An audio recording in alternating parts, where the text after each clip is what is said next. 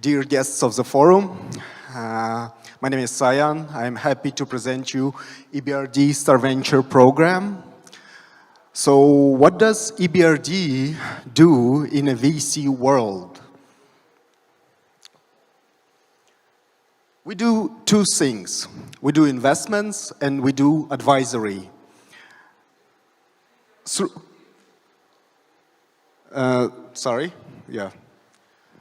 Through our EBRD early stage investment facility, we invest into selected VC funds, and these funds invest into the startups and providing additional liquidity to the financial markets.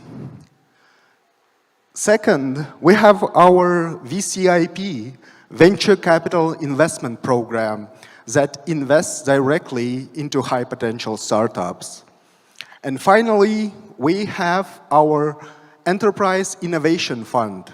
Together with Enterprise Innovation Fund, we provide SMEs that integrate innovative technologies into their businesses in Western Balkans region.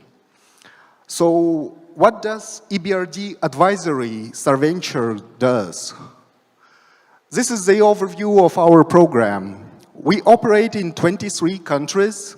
We have 26 local partner accelerators. We supported more than 650 startups. And those startups fundraised around $420 million. I think this is quite good numbers, right? So what is the structure of our Star Venture program? As soon as we launch our Star Venture program, we first support our high potential startups, providing them advisory services, providing them access to investors, access to markets, and supporting them throughout the program. Second, we provide support to our local partner accelerators and consulting communities. So here in Kazakhstan, we have two partner accelerators, Astana Hub and Most. Third, we provide support to investor, local consulting communities, business angels, and VC fund associations. And finally, we do policy and regulations development. The last two steps we haven't started yet, but we are planning to do it. So this is our first cohort. These are the startups that are going to pitch today. And I just wanted to say that since for the last 10 months, they have been in the program and they have significant achievements. And if I just name a few of them, Bank for Me, all banks in one service. They are expanding into the market of Egypt and Azerbaijan, and we are supporting this expansion. Also, they are working with 6 second-tier banks in Kazakhstan and 50 merchants. They also recently launched their car loan facility. Parkour, another great startup. We were supporting them during their trip to Dubai, UAE, and they won a startup competition during Emerge conference. They received $100,000 grant and acceleration program in Saudi Arabia. So they're expanding into that region. Also, Parkour signed signed contracts for providing services with municipal parking in Bishkek, in Dubai, and Saudi Arabia. And of course, TIAP, our digital Oscar winner. So in May, we had EBRD annual meeting. They won our digital Oscar. They're actively expanding into the market of Uzbekistan. We introduced them to 5 second-tier Uzbek banks, and they are in the process of negotiating a deal with one of the banks. So what are the benefits of the program? As I said before, we provide individual consulting, we provide diagnostics together with our partner Cambridge IFM. This is a department that works closely with Cambridge University. We provide access to investors, we provide access to markets, we provide access to mentors. And also, we're partners with AWS and Coursera, and we're providing their credits. So let's look deeper in all these things, yeah? So whenever a startup comes into our program, they go through a diagnostics. There are 5 workshops that are delivered by special department of Cambridge University, IFM Engage, and they are going through their risks, startups' opportunities, strengths and weaknesses, and they develop an action plan. So unlike a typical classical acceleration program that is like focused on tactical things and is running for 2-3 months, we're doing our program for 18 months and we're focusing on strategic things. So during those workshops, they develop an action plan for 2 years, and by this action plan, we're supporting our startups. We're providing them advisory.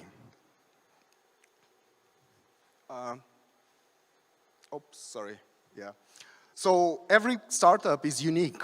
So whenever a startup has a problem with their front office, mid office, or back office, let's say a startup has a problem with their CRM system, accounting system, HR, business processes, we have a base of 1,500 consultants that can actually support, help, and fix their problems. And we cover those consulting costs up to $50,000 US. We provide our startups access to markets. We have 71 member countries, we operate in 31 countries, and we have 26 local partner accelerators. Whenever a startup wants to go to another country, another market, we call to the manager of Star Venture program and ask them to provide potential partners, potential government agencies that will help with licensing, potential investors, clients, and potential suppliers. This way, a startup will be more knowledgeable about the market that they are entering. Investors. So we provide access to investors. So far, we have done 5 offline, online pitches, and we provide access to a really great investors. Yes, as Marvin Liao, yep, sitting here. Thank you very much, StrategEast, for organizing this wonderful forum and providing us an opportunity to see such wonderful investors. And yes, these are the investors that are actually looking into our startups. I just wanted to name Mohamed Aladdin, a principal at Global Ventures. Yes, he was looking into our startups as well. I think advancing and improving your application system, business processes is important, but I just wanted to say that also improving your business skills, fundraising skills, negotiation skills is also important. And this is what our partner Coursera platform does, and we provide free access to the courses so that top management and founders of the startup could actually improve and advance their skills. And also, Amazon Web Service, yes, our partner, and we're providing their services like consulting, IT consulting, data storage, data analytics, and I think this is also important for a startup. So for more information, you could go into our website. You can see our portfolio, all the startups that we are supporting. Also, call for application will be on this website, so stay tuned, just look through our website, and there will be announcements of call for applications. So this is our star venture in the media. Yes, as I said before, where we signed partnership memorandum of understanding with our partner accelerators, MOST and Astana Hub. And of course, this is our EBRD Digital Oscar winner tie-up. Yes. So thank you very much. I'm happy to answer any questions that you have about our program, about what we do, and how we support. Sayan, thank you. Thank you so much. So we are ready to continue. Will you be on the stage with us? If you don't have as any you questions, usually do for the startups, like on the backside. Yeah. Thank you so much. Okay. Thank you very much. Yeah, guys, I want to. Yeah, startups who are pitching. I am here with the mic and clicker. Okay. And of course, just give it to the others after you will finish. So, a few things. First of all, for Marvin, Chris, Steve, and Jay, there are evaluation sheets where you need to give the marks and then choose the best startups. And after the event, the EBRD team, Sayan, and the guys will present these startups by email and contact them with this information and the results of today's pitch. So how it will be, we have around 10, maximum 12 minutes for each, 4 or 5 minutes for presentations, 3-4 minutes for Q&A, and around 3 minutes for some, let's call it information from the investors. Okay, we are ready to start, and first let me present you Yerzhan Reskali with great startup, which is Clockster. Your applause.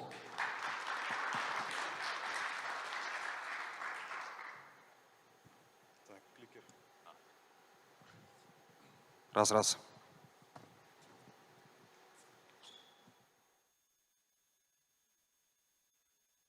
Is on. Good afternoon, ladies and gentlemen. My name is Yerzhan. I'm a CEO and co-founder of Clockster. Nice to meet you all. We are building first Central Asian workforce management platform for F&B, retail, hospitality, outstaffing companies and factories. Over 80% of such companies don't use any specialized tools to manage blue collars. If you take a look at the standard structure of such companies, they only use digital tools for white collars, which are 10% of the stuff. For the 90% of the frontliners, they use brick and mortar, such as Excel sheets, pen and paper, still in 21st century. The companies without workforce management tools having such problems, inefficient scheduling that causes 10 to 20% of cost inflation. The problem with the time theft that costs up to 7% of their annual payroll. Payroll calculation discrepancies, that's another problem. Not to mention how much time they waste managing all these operations. We provide a full cycle workforce management solution specifically designed for blue collars. We provide the whole cycle starting from applicant tracking, onboarding, onwards to the offboarding employment history. We help to save up to 80% of the time managing shifts, attendance. We help to bring the transparency up to 90% in terms of communication and task management. And of course, we help to save up to 90% of the time managing payroll. In modern world, the F&B, retail, hospitality businesses, they expand rapidly. Their structures become super complex. And of course, they need super sophisticated tools to manage super complex processes. And existing solutions don't provide that nowadays in Central Asia. We focus mostly on hotel, restaurant, cafe chains, pharmacy chains, private clinics, outstaffing companies, factories, etc., with the main criteria that the majority of the employees should be frontliners with multiple outlets, 2+, and of course, over 50 employees. Our main target market right now is Central Asia, which includes Kazakhstan, Uzbekistan, Kyrgyzstan, and Tajikistan in the future. Serviceable, obtainable market right now in these regions is 20,000 plus businesses, which can bring us 30 million in ARR in subscription. And as you understood, the business model is pretty simple. We charge monthly subscription from $1 to $2.50 per user per month. depending on the size of the company. CAC right now is 300, 400 US dollars. LTV is over $2,000. So in Kazakhstan, till July 2022, we were providing freemium because during COVID, actually none of these companies were paying. So we relaunched the subscription only in July 2022. And since then, we grew from 3,000 to 26,000 MRR in 15 months with zero marketing costs. Right now, we have a pipeline for Q4 of ACV of 160K. Simultaneously, we launched at the beginning of this year in Indonesia. We were able to bring 35 plus companies with a total of only $2,500, super tiny. The problem is that we decided to slow down the operations because so much of competition, the check size is small, the CAC is too high. But on the other hand, the Philippines started to pick up. Within just September and October, we onboarded 7 plus companies, large, mostly large chains such as Tim Hortons, Mac Wilson. And right now in our pipeline, till the end of the year, we have these brands, super huge ones, with multiple outlets, 1,000 plus employees. And Wildflower, by the way, is onboarding next week with a total ACV of 50K only, without having any presence in the Philippines, remotely. I'll just skip the expansion plan. So the founding team, we are 5 co-founders, all of us, mostly the tech people. Anwar is the only from the VC world that joined us 2 years ago with a VC background. We have a huge expertise and experience in the industry with a total of more than 10 years. Our early investors are Big Sky Capital, Moss Ventures, 500 Global, Quest Ventures, UCV, Yuma Angels. That's basically it. Thank you so much for your attention. Thank you so much, Ercan. Here we go to Q&A. Guys, do you have any questions? Could you go back? Can you go back to your expansion slide? A little bit louder, Come again? please. Mics of the jury. Thank you. I gave them 2 mics. Thank you. Hello? Can you go back to your expansions plans? Expansion. The slide you skipped. This one? Yeah. All right. So by the end of the year, we are planning to open an office in Tashkent, Uzbekistan, where we already have clients. We are planning to register a joint venture in the Philippines. So we're not planning to actually invest our own money from Kazakhstan to go there. We're actually now raising funds separately for that specific entity in the Philippines. And we already have commitments from a local partner. Next year, like early next year, we're planning to open offices in the biggest cities of Kazakhstan, such as Shymkent and Aktobe. And also simultaneously thinking to open an office in Bishkek. So we want to focus only on the main cities of Central Asia, not expanding to the regions. Because regions, we can manage them remotely. Talking about the tech roadmap, currently, since I'm back in Kazakhstan right now, like we decided to focus on the integrations that the larger brands are requesting right now, like integration with the POS systems, etc. Starting from the next year, we are planning to implement and roll out the new features, such as, for example, shift prediction based on the POS financial transactions. That's another thing that will like make us the leading solution here. So that's basically it. What's your customer acquisition strategy? In Kazakhstan or in the Philippines? Both. So I'll start from the Philippines. In the Philippines, after learning the lesson from Indonesia, in the Philippines, when we came there, we found the right partner. For us, as HR system, the right partner is the POS systems. And of course, we go to the leading one. We went to the leading one and told them, hey, we want to test the sales, but we want to make a chip. What if we offer you, let's say, for each new client, first year, you receive 90% of the revenue share, second year, 50%, third year, and onwards, 30%. Of course, they will be happy, and they were. So we signed the contract, and this guy actually now, like, having their brand awareness already there, at place, they are pushing us right now as a complementary tool. So that's why we were able to onboard such big, larger brands, because they already have them among the client portfolio.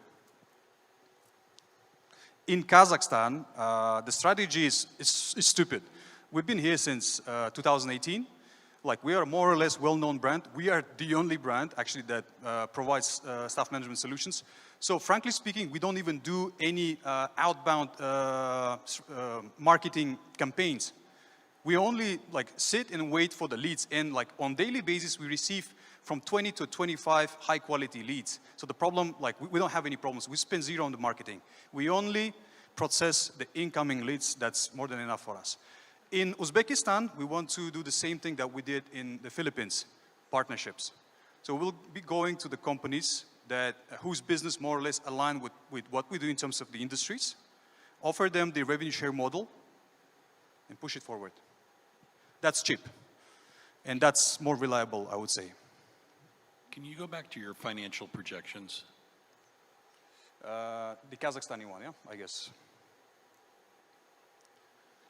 So what's not clear to me is like 2-3 years from now, you have this strategy of being in the region, being in the Philippines and so forth. What does your revenue picture look like, 2 years from now, 3 years from now? So, considering our positioning in Central Asia, not having much of competition, having right now a maturing market that consumes such products, buying power, because Kazakhstani buying power is higher than what we have in Indonesia, super short sales cycles, we believe that within next 5 to 7 years, we will be able to achieve at least $10 million ARR in Kazakhstan alone, only making subscriptions, with 90% of the margin, of course, because the pure cost of this, cost of goods, is super tiny, because we're a cloud-based application, only pure software. Sorry guys, here is last minute, please.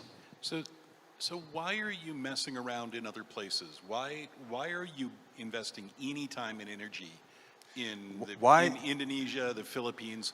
Why aren't you laser focused on, I'm just going to own this market? This is what we are doing now. We are now laser focused on Central Asia. 1 year ago, You just told me you went and negotiated a partnership deal in the Philippines, which is not laser focused. No. The point is, I'll tell you one thing. We tested the sales there. The point is, our product purely fits that market, and we don't use our own resources, to make the sales. It doesn't cost us much. So why not?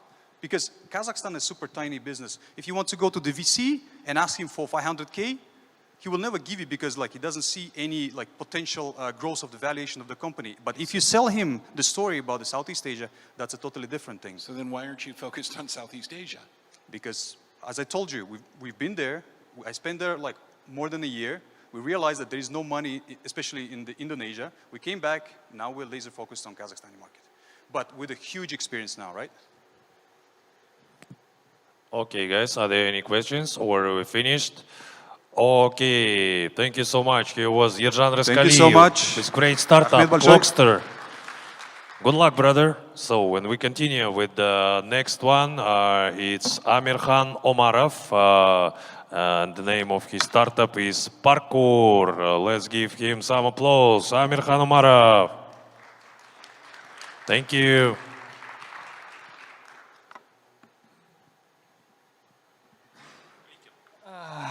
Кликер.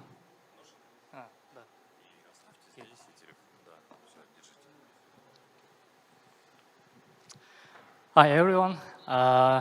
Sorry, my name is Tanibur again. I'm not Amirkhan Omarov. He can come today, and I'm doing international sales. I'm international sales coordinator for Parkour. So Parkour is a smart parking company. So we do parking management solution, powered by computer vision, so recognition, and we start in 2020. From this time, we collect more than 250 parkings in our portfolio, and we have two business models: subscription fee, and a smart parking service. So second model, it's more innovative for this business, because we come with investments in to parking owner, and we invest, and we share revenue with him. So this model help us to cover more than half of Kazakhstan market for today. So we have more than 200 parkings in Kazakhstan, and we help parking owner to do his parking more friendly to people. Our seamless parking experience means that we have no more tickets, no more cash. We use only online payments. That's why we success in Kazakhstan, because we have very high penetration in online payments. Also, we help parking owner to cut the OPEX operation costs, and we bring technology to this business in 20%, and now we have more than 200,000 MMR. Now we cover more than 15 countries. We have offices in 7 countries. It's Kazakhstan, US, Indonesia, UK, Vietnam, Azerbaijan, and Uzbekistan. So we continue growth in Kazakhstan, and we're planning to cover all the parkings in Kazakhstan in 2024. We are presented in Czech Republic, in UAE, Saudi, and now we have 4 parking in airports. It's Astana Airport. We have Manas in Bishkek. Also, we have Malaga. We have part of Malaga Airport, and we already signed contract with Baku, and we launched it a few months ago. About the market, so this is estimate for 2030. We see that we can cover more than 250 million USD by our technology without any features, because we already test our technologies in the US, in the biggest market in this area. For example, in the US, the biggest competitor for us is Metropolis, and he already raised more than $1 billion in last month. What we bring to this market also is a smart parking for cities. We already started it in Saudi. We signed the contract in last month, and we bring new technologies. Is computer vision plus IoT sensors. So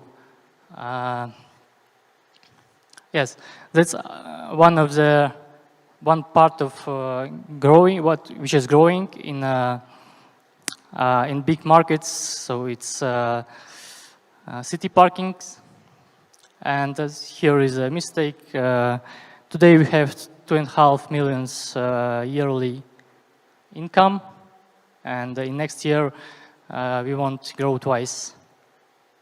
Yeah, so sorry for timing. That's all from my side. Thank you so much. So the questions.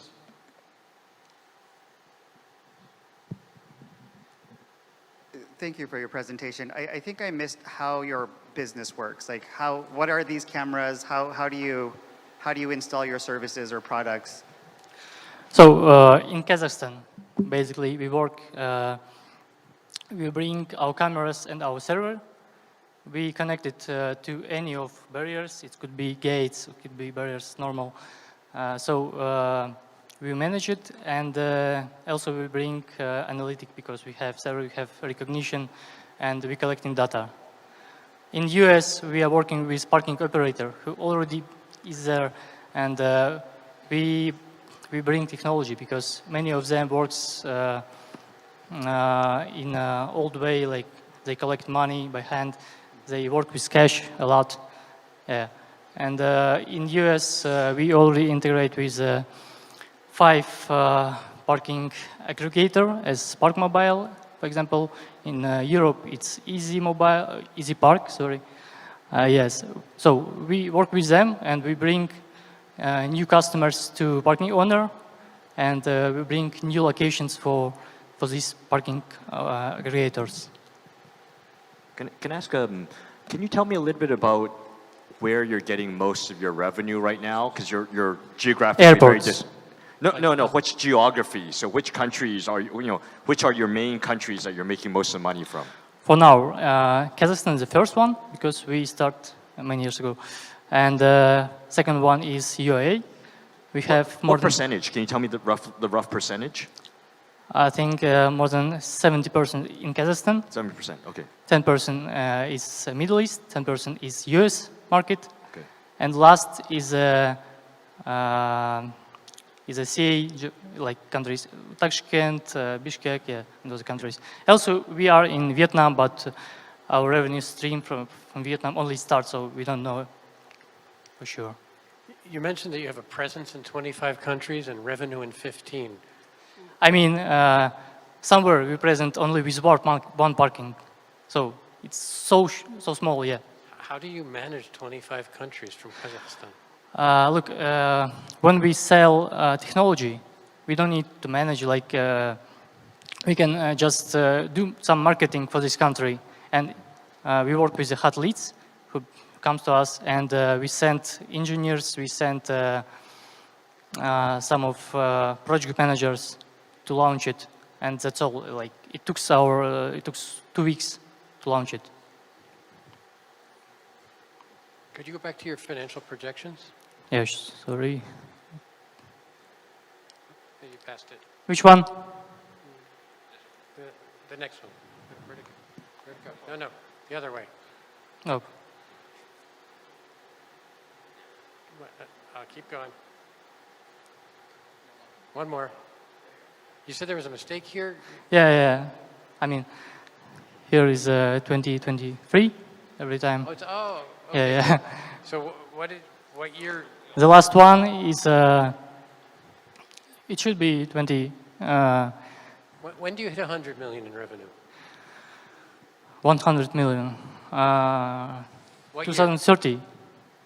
Not It's our goal, yeah. 2030. So, okay, so that's 2029. Thank you. Yeah, sorry. 23,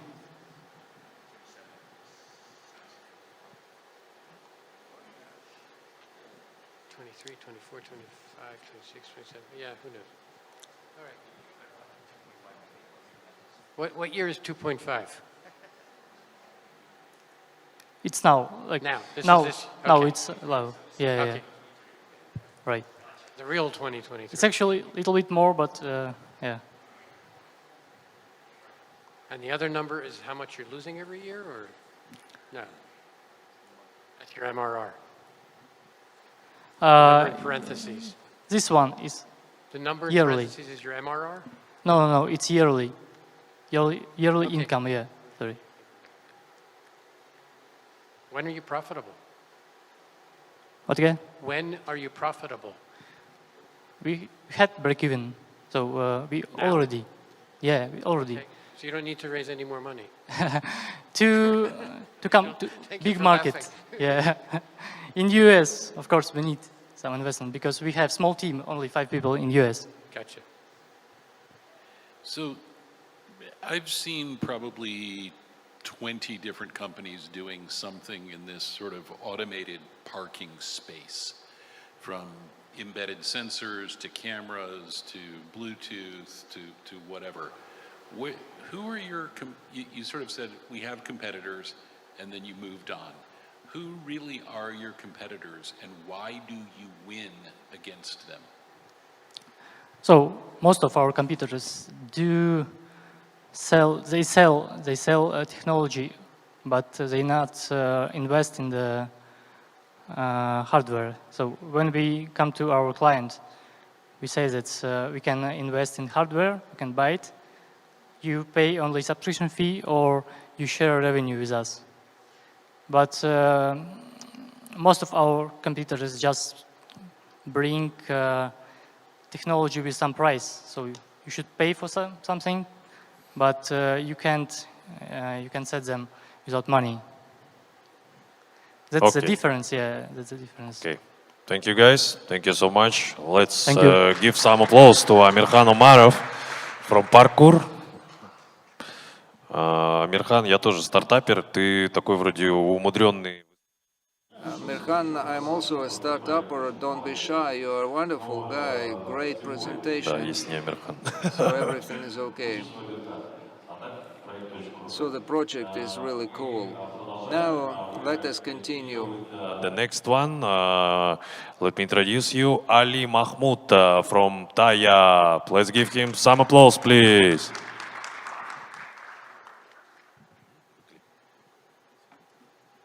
Mic check, one.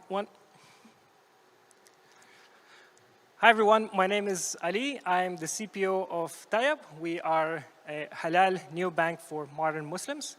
We are the first Islamic bank to issue fully Sharia-compliant digital cards. We are a part of EBRD Star Venture program. And we also launched in Turkey in April this year. So a little bit about us in numbers. So we've issued 120,000 cards, both digital and physical. We have a pretty decent monthly active user base. And we're going to issue our first debit cards in Turkey in December this year. We've also unlocked huge potential in halal BNPL products.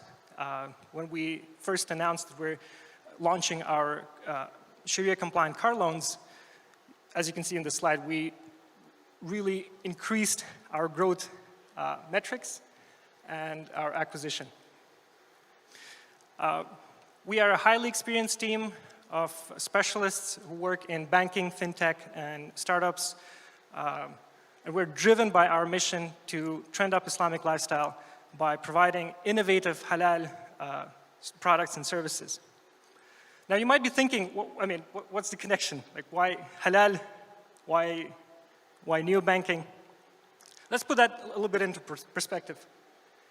Now, Muslims are the quarter of the entire global population. It's a very, very young segment with a decent buying power. But there are two main problems that we believe we as a team can tackle. Number one, the majority of Muslim population is either underbanked or underserved. And the second problem is that a practicing Muslim has to constantly compromise on their religious beliefs when using conventional banking services.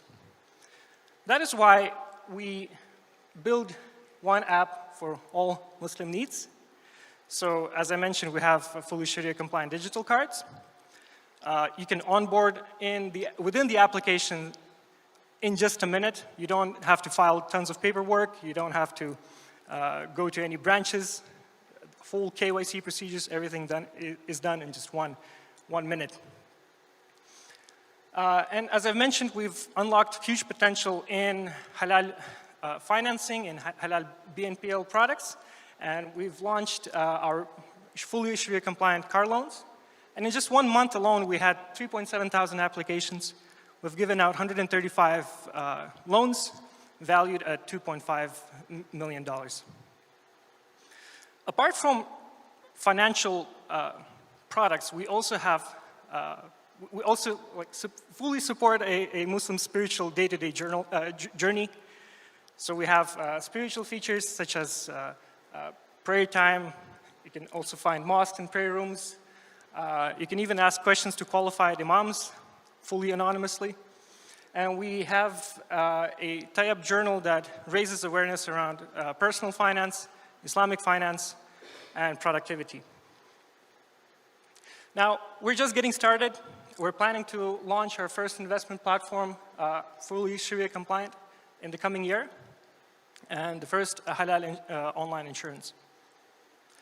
So the fact that we don't only have banking functionality, it gives us a lot of flexibility and maneuverability when launching in different markets. So just like in Turkey, we launched first our lifestyle application to get initial traction. So we have around 70,000 applications that are in our wait list and who actively use our lifestyle app. Our next step is to open financial services using banking as a service infrastructure, and then get licensed and open our own digital bank after meeting all the regulatory requirements. So BNPL is the driving force of our revenue stream. And our vision is to build an entire halal ecosystem in one application that would allow practicing Muslims to save, to purchase, and to invest without compromising on their spiritual beliefs. Thank you very much.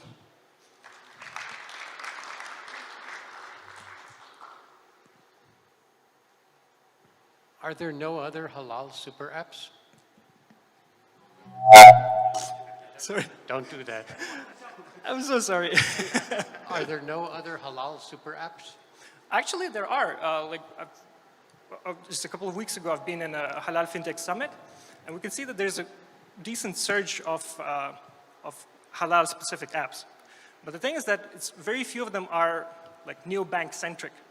So you find super apps that are specifically for Islamic lifestyle, that focus on covering all the sort of day-to-day aspects of a practicing Muslim's life.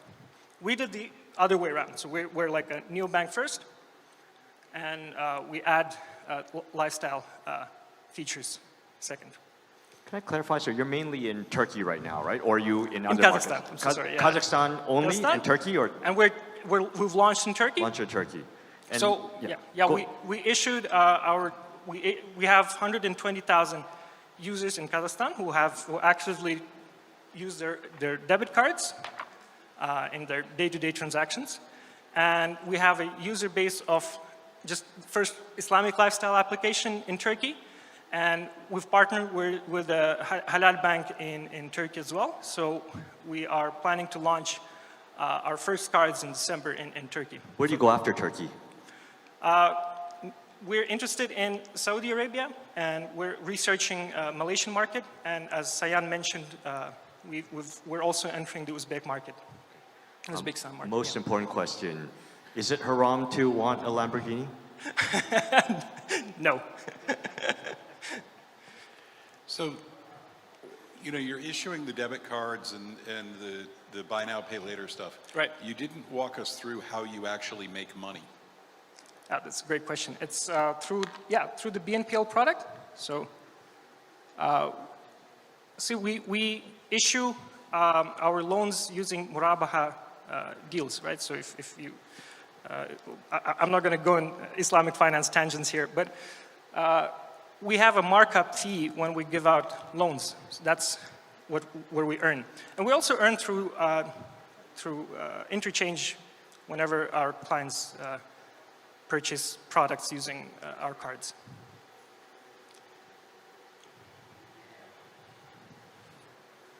You had one more question?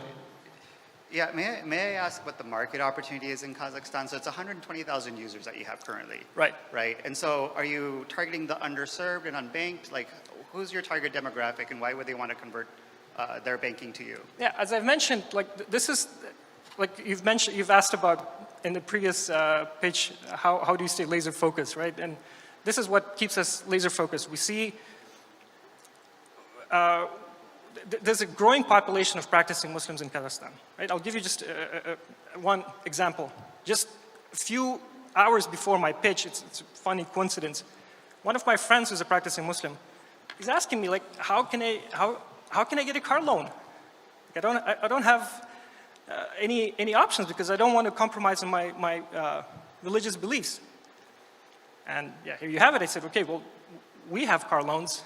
And yeah, answering your question, the market opportunity in Kazakhstan, we believe is really big because, as I said, there's a surge of young practicing Muslim population that doesn't have any alternatives. And I understand that the Kazakhstan market may be not as big as Indonesia, for example, but it's a good testing ground for us to test our products and to export into other geographic locations. Yeah. Thank you so much. Let's give some applause to Ali Mahmoud from Tayyab. Thank you, brother. It was good. So, and we will continue with the next one. It's guys from fintech sector too. Let me introduce you, Alibek Adilbekov, SilkPay. Will you give him some applause, please? Thank you. Here is the mic, clicker, and the stage. Hi, everyone. Thank you for being here today. Nice to see you all here. My name is Alibek. I am CPO at SilkPay, and SilkPay is your cloud-based shortcut to financial services. It will be a lot of details, but on the next slide, so let's start with the problem we are tackling. And today's world, there's a big need for 24/7 low-cost and simple way of sharing money with your beloved ones, especially underbanked, unbanked people. And as you can see, here's some statistics that average cost of remittance is growing. Every year, every quarter, the prices are high. And the banks, they remain the most expensive way of sharing money, of transferring, especially when it is international transfer. And we know that United Nations Sustainable Development Goal number 10 is about reducing migrant remittances to less than 3% by 2030. And our goal aligns with that. Here you can see the cost of transaction of remitting $200 from and to G12 countries. And you can see 15% it's about South Africa, 15% for remittance. Here you can see South Africa 6.68, 6.37. Where is United Nations goal by 3%? I don't see it here. We can take a look to our competitors, for example, Western Union, PaySend, MoneyGram. Sometimes it is looks like low fee, but there are 1 to 3 days. Sometimes you have to wait for weeks, not weeks, but several days. Sometimes you need to have on the two sides cards, banking accounts. Sometimes you have to go by your foot offline to that office in order to send money. But with SilkPay, we have 2.5 fee, the base fee. It takes less than 60 seconds to share money from Kazakhstan, from anywhere to anywhere. And we have only one requirement, phone with NFC. That's all. And you can share money everywhere, anywhere, at any time. Here's some information about market. But all of you, I think, understand how big this market, 840 billion in remittance, 10 trillion in money transfer. And the main thing I want to show you is estimated 200 million migrants who send money to their home countries. So we have a solution for that. SilkPay is a peer-to-peer service for sharing money. We do not move cash. We do not move money. We share access. So your money is in our cloud, and if you want to give access to your money, we do not move that to that country. You just share access. You just add that card to your Apple Pay, Samsung Pay, or SilkPay. Just some example. Our card holder in Dubai, he has his mother in Delhi. So he just shares his card with his mother. She just puts it into Apple Pay, Samsung Pay, or just simply use our SilkPay with NFC, and she can pay instantly. So there is no transfer of money. It's just sharing access to it. Here are some numbers, 71,000 in interchange revenue, number of users up to 20,000. But the main thing is we didn't spend any money to our marketing. It's all about word of mouth, and we have B2B services as well. So mostly of the money is coming from B2B service. I'll talk later about it. We understand that competition is really high. But as I said before, there are high fees, takes a lot of time and a lot of requirements to send money. We did a lot of things, and if you, let me show you the main points. We are MasterCard principal member, and soon we will take the same thing with Visa. We have a lot of partnerships with banks, financial services, startups in UAE. You can ask, why UAE? You are from Kazakhstan, you are doing your business here. I'll talk later, but one thing, we already raised $3.225 million.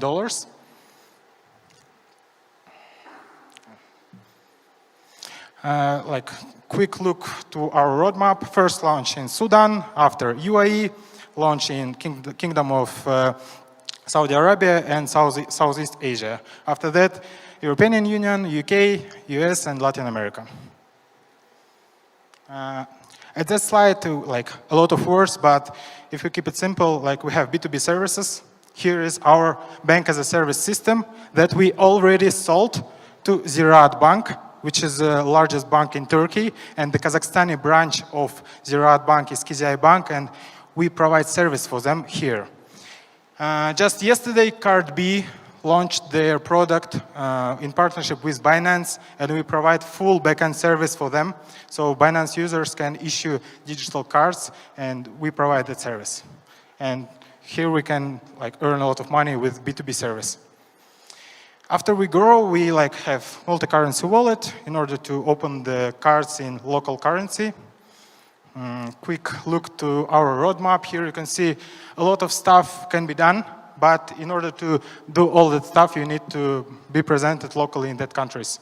So here, next steps for this year, launch in Sudan, UAE, 1 million of users and $5 to $7 million in revenue. You can ask, why Sudan? We know that there are 10 to 12 million labor migrants who annually send 12 to 14 billion dollars to their home country. We know that, and because of that, we are making partnership in UAE and in Sudan. For example, here we know guys from Secretariat of Sudanese working abroad. We made partnership with them. We have partnership with banks, Al Nileng Bank in Sudan and UAE, Farmers Commercial Bank, Al Nil Bank, Zain and Cyberpay. They're fintech startups in Sudan. Time is over. Okay, 10 seconds. Let's go. Okay. Sorry. So I can finish here actually. In the next slides, there are just our roadmap. Did your last slide say that you're going to have 10 million MRR in 12? I didn't hear. Can you please repeat your question? Thanks. Thanks. Thank you. Go back one slide. Did it say 10 million MRR? Yes, but after 1 year, because we know that there will be a lot of users from... What's your MRR today? MRR, $10 million, yeah. Today? Today no. Today we didn't launch our fees for sharing, so we have money from B2B services and $71 million. So you think in 12 months you'll go from 0 to 10 million monthly revenue? Yeah, okay. We have ambitious goals. So is that 10 million a month in money that's transferred, or 10 million a month that is in your fees? In our fees. Because so you're going to transfer, what is your fee percentage? 2.5 to 5%, but we can increase that because there is no competition now. But just do the math. If 10% is 2%, and 10 million is 2%, you're saying you're going to be moving $1 billion a month? No, there will be 1 million users who will send every month $200. So we take our percent from that fee. I'm sorry, but maybe there can be some mistakes in math, so we need time to calculate it. Sorry.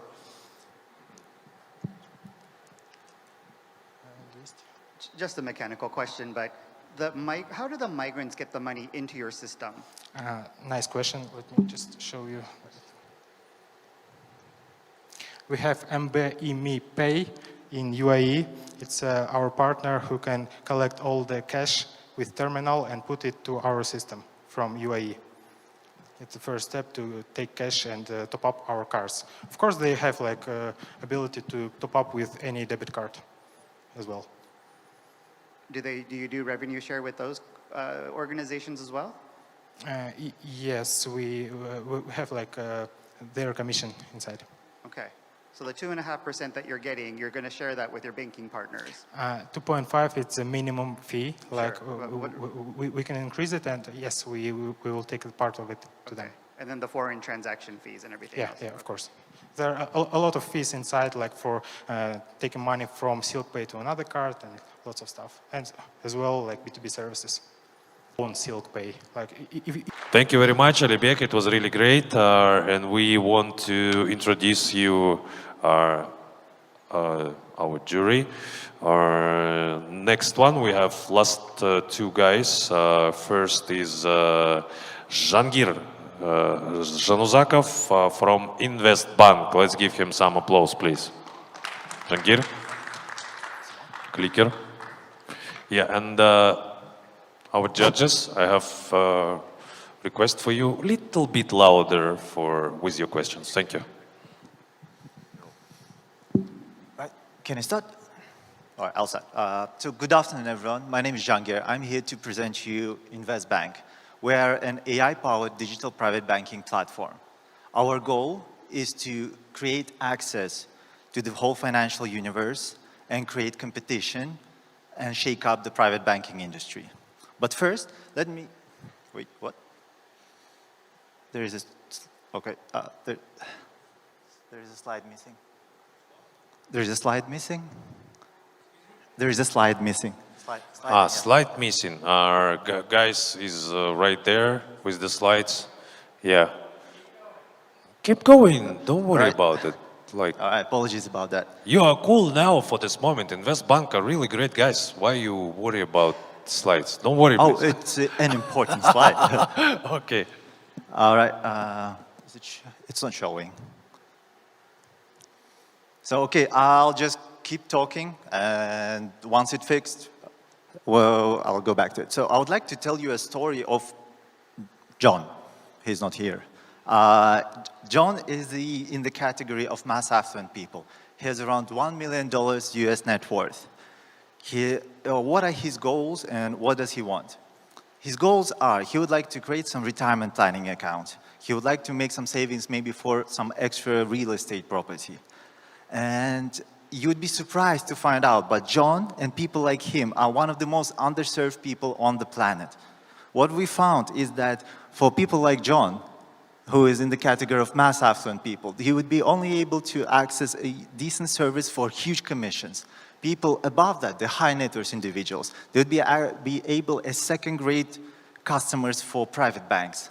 So other alternative is go with the retail, which is very well served right now. But for such clients, they would need to open 3 or 4 custodial accounts, remember several passwords, and remember different passwords and accounts for either private, US, Asian markets. And these two categories actually represent, according to PwC, almost 66% of the world's assets under management. To go more into the market and the details in numbers, the projections, according to Bain, are in trillions, 250 global for the assets under management. And for the market that we are looking at, the emerging Asian market, is 125 billion. All right, so what we came up with is our solution, an AI-powered private digital platform. So what does it do? So first of all, it provides accesses to everything that the private banks are giving accesses to in one place. So securities such as stocks, bonds, funds, and alternatives, private assets, venture capital funds, and in the future, crypto too.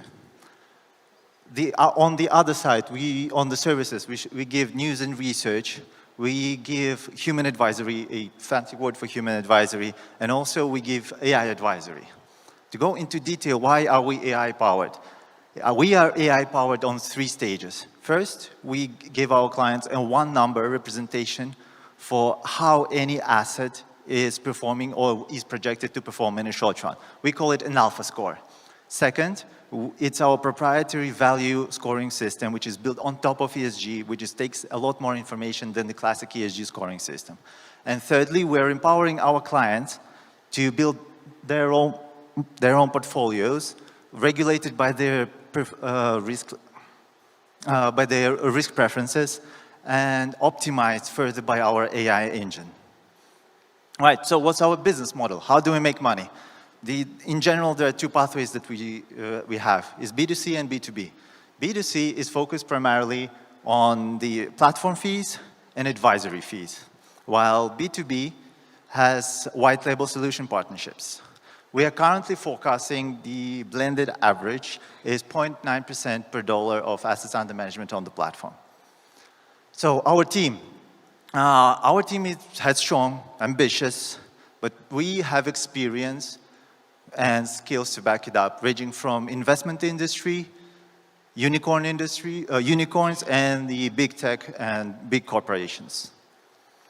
So what have we achieved so far? We've been founded a little 1.5 years ago. We're already at 50K MRR with 20 existing clients and over 100 in a wait list. We are licensed by Singapore and Kazakhstan, and we have already signed 2 white label proof of concepts.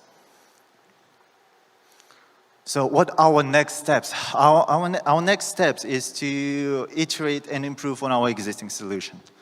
We are also building the tokenization of private assets and fractionalization on top of it. Moreover, we're building a more omni-custodial solution, something we call a neo investment bank. And of course, jumping on the LLM train, the narrative-driven AI advisor.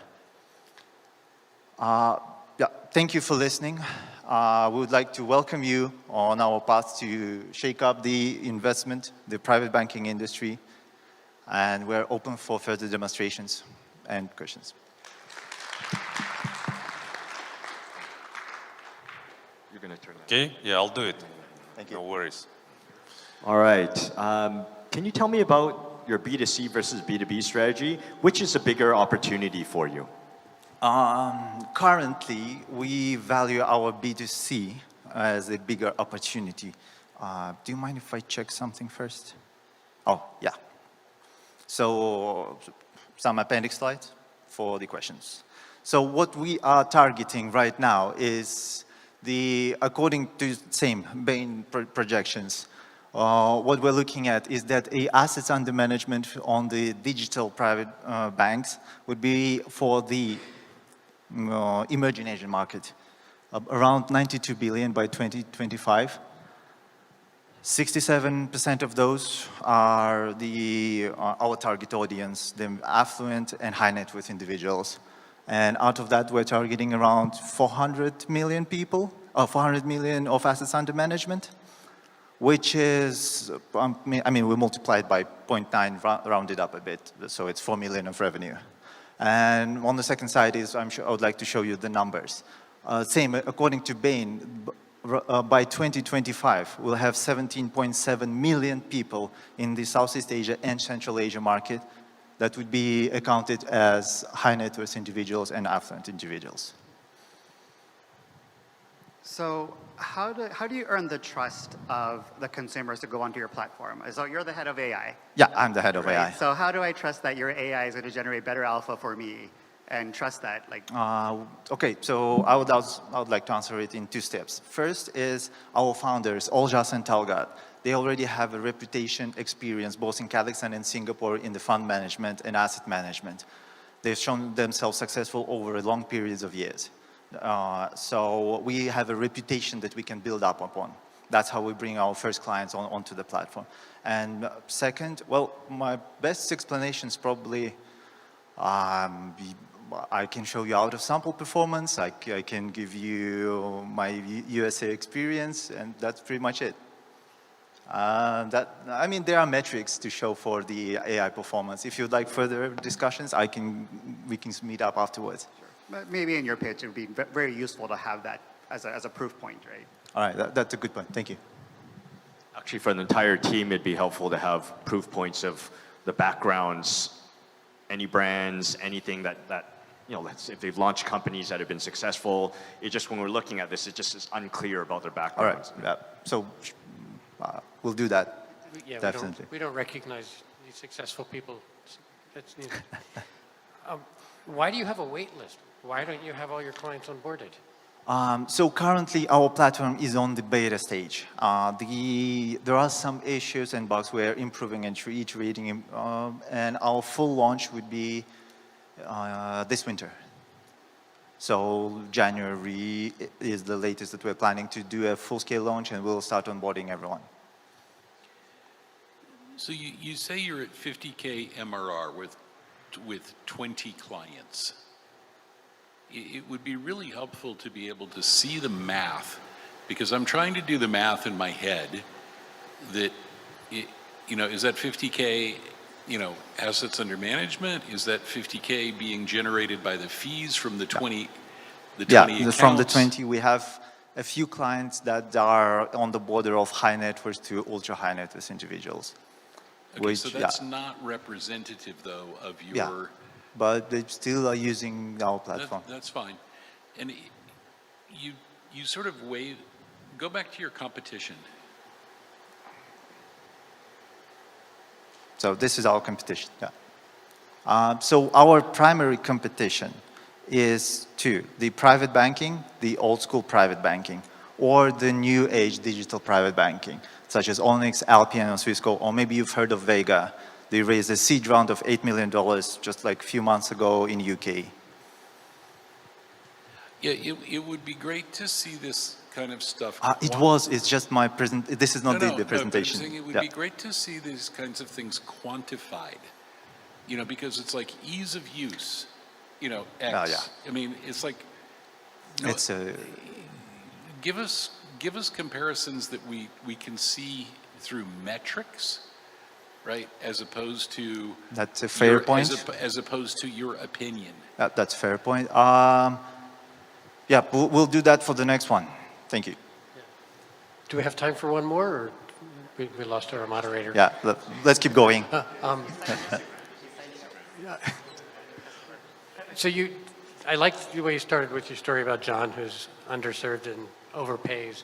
What's the average rate that a high net worth or near, I don't know what you called him, almost high net worth person is paying? Is it much higher than 0.9%? What we're calling mass affluent. Mass affluent, yeah. So, what's he paying today?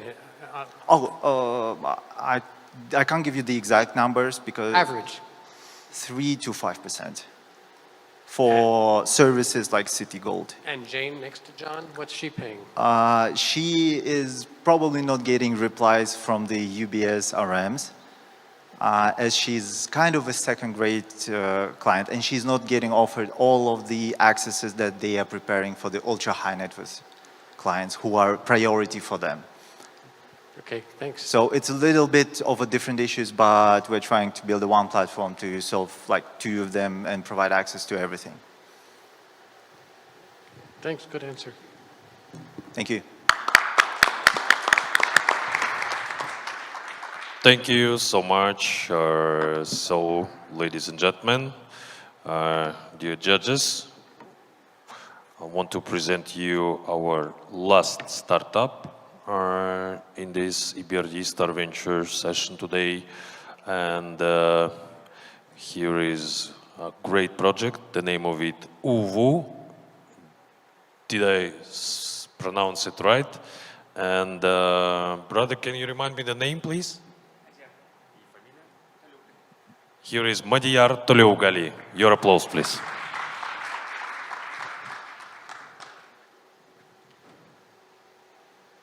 Hi everyone, my name is Madiyar. I'm a CEO and co-founder at UVU Shuttle. We built Uber for buses for commuting, school runs and traveling. And Uber for something may sound like a weird idea. Actually, we understand it like ex-employees of local Uber.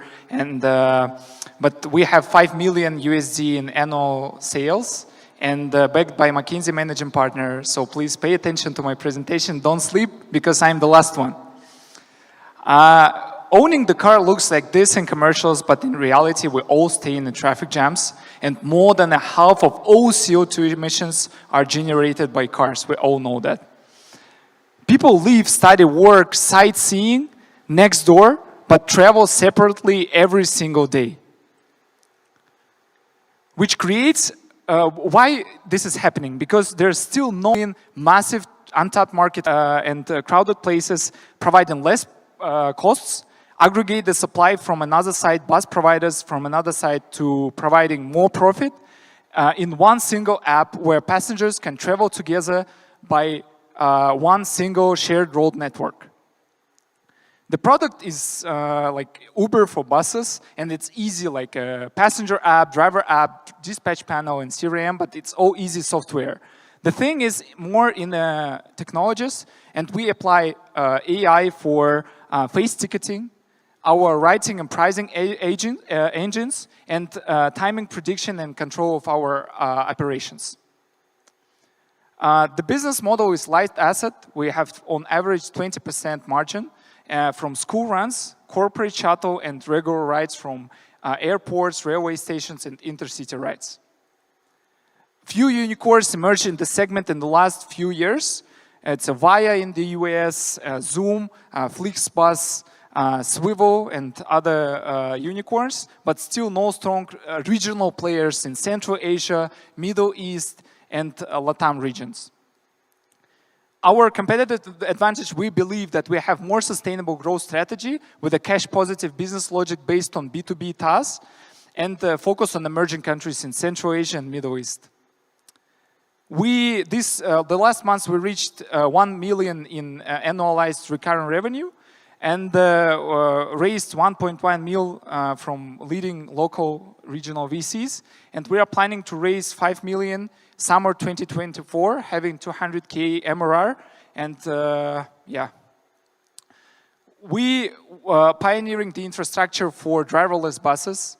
We believe that we will be the first who will apply them in the commercial phase. And this is why we are preparing the data, algorithms, infrastructure. And we want to, and we are believe that we will become unicorn by 2026, having almost 800 customers, active customers. Our team is entrepreneurs in transportation and ex-Facebook, ex-local Uber software engineers. Yeah. So thank you. We'll be ready to answer all of your questions. Okay, great. Here is the questions. Can you go back a couple slides? You saw, yeah, this one. Sorry, what? Maybe I'm new to this. What is TaaS? Transportation as a service. Oh, okay. Yeah. Okay. So actually, SaaS is when we only for example, the company already has the transportation provided to employees for employee transportation, and we provide only software solution. Yeah, but just some advice. Don't use terms that most people don't know. I've never heard this term before. Oh, okay. Yeah. Okay, sorry.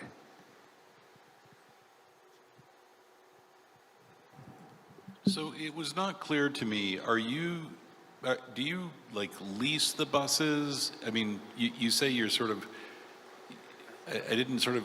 Yeah. So you're actually leasing and you pay, drivers, etc. Yeah. We are light asset, but we have a leasing partner. So we have our transportation providers, as I said, like we aggregate different transportation companies. So one has 10 buses, another has 100 buses. The largest partner in Kazakhstan currently, he has more than 1,000 buses on the balance of his company. And we have our leasing partner. So we, when we have smaller like transportation companies, from smaller companies, we have better margins and better conditions. And we have our leasing partners, so the company, the bank, and we help our transportation partner to get this leasing agreement from the leasing partner with the better conditions. But we do not operate, we do not have our own fleet in our balance. So, just like Uber. That's fine, but you've shown lots of pictures with like vehicles with your branding. Are the vehicles with your, are all of these vehicles branded, or is it you're just providing? Yeah. Currently, 30% of our buses are branded only, but in actually most of them are in Astana. In Almaty, we have more than 300 buses now operating every day, but they are not branded yet because we go B2B. We have more B2B sales, and we go B2B or B2B2C, and we do not need this branding only for maybe investors or soon as we launch our B2C channel. Geographically, where do you see yourself going? Sorry? Geographically, where do you see yourself going? Yeah.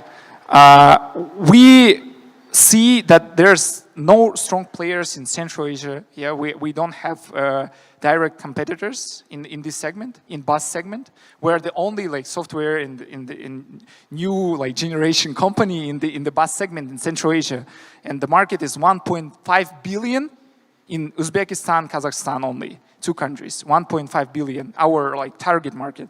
But we are targeting Middle East, Saudi Arabia and UAE. We already got the license in UAE, in Dubai from RTA, but and we want to launch there in this January this year. I just came from Dubai. You'll compete with Karim? No, we don't compete with Karim. We are friends with the team of Karim, also with the co-founding team, and I know these guys.